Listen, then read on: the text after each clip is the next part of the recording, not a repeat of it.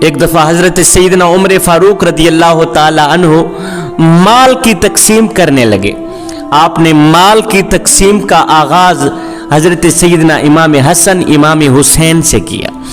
جب آپ کے صاحبزادے آپ کے بیٹے حضرت سیدنا عبداللہ نے دیکھا تو بول ہی پڑے، ابو جی میں آپ کا بیٹا ہوں، میں امیر المومنین کا بیٹا ہوں، زیادہ حق تو میں رکھتا ہوں، لہذا مال کی تقسیم کا آغاز مجھ سے شروع کرنا چاہیے، مال کی تقسیم کا آغاز مجھ سے شروع کرنا چاہیے۔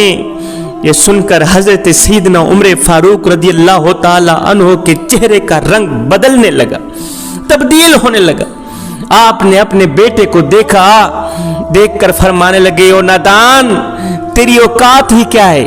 اللہ، اور امام حسن امام حسین کے سامنے تیری اوقات ہی کیا ہے، تیری حیثیت ہی کیا ہے؟ اے عمر کے بیٹے عبداللہ، اپنی حیثیت کے مطابق بات کیا کر۔ بیٹے اس بات کا اندازہ ہے تجھے کہ تو کیا کہہ رہا ہے؟ بیٹے پہلے جاؤ حسن و حسین کے باپ جیسا کوئی باپ لے کر آؤ، بیٹے پہلے جاؤ حسن و حسین کے نانا جیسا کوئی نانا لے کر آؤ، جاؤ حسن و حسین کی ماں جیسی کوئی ماں لے کر آؤ۔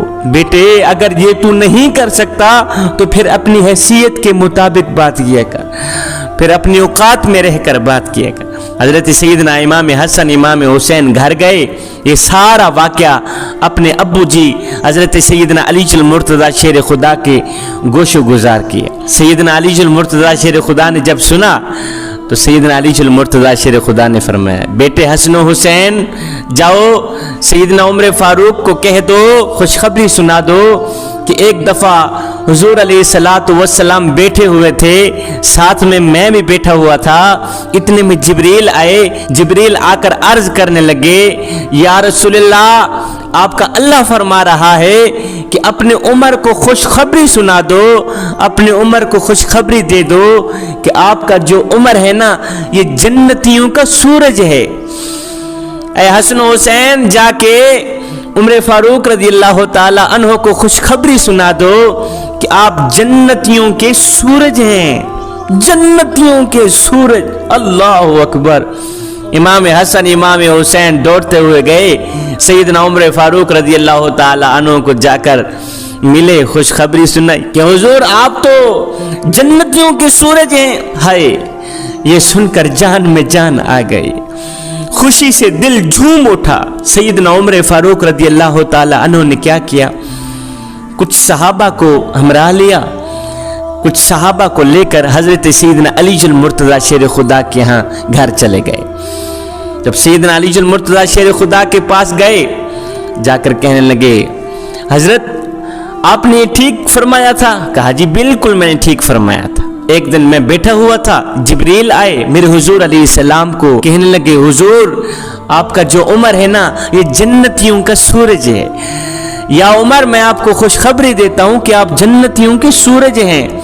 آپ نے جب سنا کہ میں جنتیوں کا سورج ہوں تو آپ نے فرمایا، یا علی ایسے نہیں ایسے نہیں، پہلے پرچی اٹھائیں، مجھے لکھ کر دیں کہ واقعی میں جنتیوں کا سورج ہوں۔ سیدنا علی المرتضی شیر خدا نے پرچی اٹھائی، قلم اٹھایا، لکھ دیا کہ میں گواہی دیتا ہوں کہ میرے حضور علیہ السلام نے فرمایا تھا کہ میرا عمر جنتیوں کا سورج، عمر جنتیوں کے سورج ہیں۔ ہائے، آپ نے یہ تحریر اپنے پاس محفوظ کر لی، یہ پرچی اپنے پاس محفوظ کر لی۔ جب دشمن نے آپ پر حملہ کیا، جب دشمن نے حضرت سیدنا عمر فاروق رضی اللہ تعالی عنہ پر حملہ کیا، زخمی کر دیا، جب آپ کا وقت آخر آیا تو آپ نے وہ تحریر منگوائی، اپنے بیٹوں کو کہا، بیٹو جاؤ علی المرتضی شیر خدا کی وہ تحریر کہ عمر جنتیوں کے سورج ہیں لے کر میرے پاس آؤ۔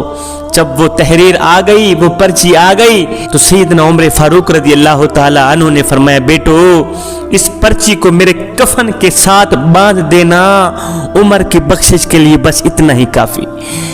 ہائے ہائے، اتنی عاجزی، اتنی انکساری، یہ وہ عمر ہے 24 لاکھ مربع میل کا شہنشاہ، جس کے بارے میں میرے کریم نبی نے فرمایا، اللہ کے محبوب نے فرمایا، میرے بعد کوئی نبی ہوتا تو وہ عمر ہی ہوتا۔ عمر کے اندر عاجزی اتنی ہے، انکساری کا عالم یہ ہے۔ آپ فرماتے ہیں میری اوقات ہی کیا تھی اور میری حیثیت ہی کیا تھی۔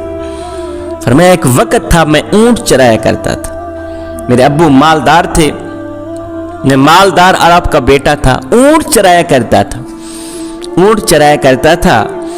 جب میں اونٹ چراتا تھا تو 5 اونٹ لائن پہ کھڑا نہیں کر سکتا تھا، مجھ میں ہمت اتنی تھی، میری بہادری کا عالم یہ تھا کہ 5 اونٹ لائن پہ کھڑا نہیں کر سکتا تھا۔ آگے والا اونٹ لائن پہ کھڑا کرتا، پیچھے والا اونٹ ٹیڑھا ہو جاتا، پیچھے والا اونٹ لائن پہ کھڑا کرتا، درمیان والا اونٹ ٹیڑھا ہو جاتا، درمیان والا اونٹ لائن پہ کھڑا کرتا تو آگے والا اونٹ ٹیڑھا ہو جاتا، لائن سے ہٹ جاتا۔ کہتے میرے ابو جی مجھے مارا کرتے تھے، ڈانٹا کرتے تھے، او نادان تو ایک مالدار عرب کا بیٹا ہے، 5 اونٹ لائن پہ کھڑا نہیں کر سکتا، 5 اونٹ لائن پہ کھڑا کرنے کی تیری اندر ہمت نہیں ہے۔ پہلے تو 5 اونٹ لائن پہ کھڑا نہیں کر سکتے تھے، پہلے تو 5 اونٹ لائن پہ کھڑا نہیں کر سکتے تھے۔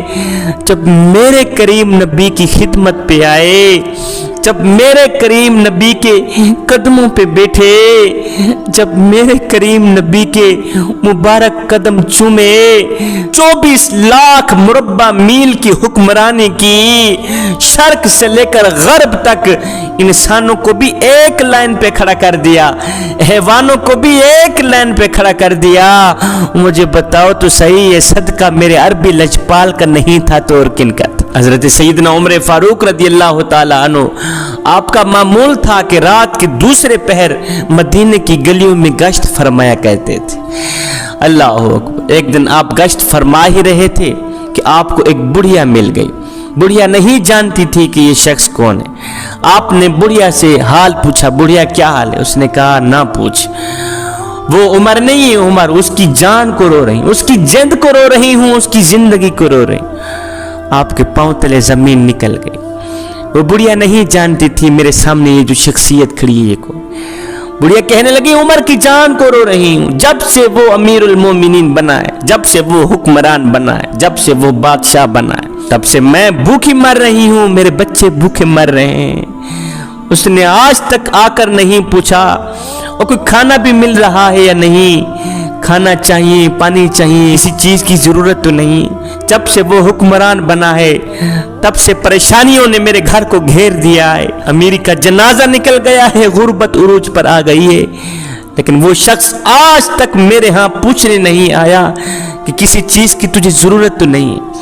اے سیدنا عمر فاروق رضی اللہ تعالی عنہ، آپ روتے ہوئے الٹے پاؤں واپس آئے، بیت المال سے کچھ مال نکالا، اپنے کندھے پہ رکھا، دوڑ کر گئے اس بڑھیا کے گھر، جا کر اس کو سامان دیا، ضرورت کا سارا سامان دیا، اور ساتھ میں کہا بڑھیا انشاءاللہ ہر مہینے تیرے گھر میں میں خود آ کے وظیفہ دیا کروں گا، تیرے گھر میں میں خود آ کے پورے مہینے کے خرچ تجھے دیا کروں گا، خدا کے لیے عمر کو معاف کر، خدا کے لیے عمر کو معاف کر دے، وہ مصروف سا آدمی ہے، مصروفیت کی وجہ سے وہ تیرے دکھ نہ سن سکا، مصروفیت کی وجہ سے وہ تیری مدد نہ کر سکا، بڑھیا خدا کے لیے عمر کو معاف کر۔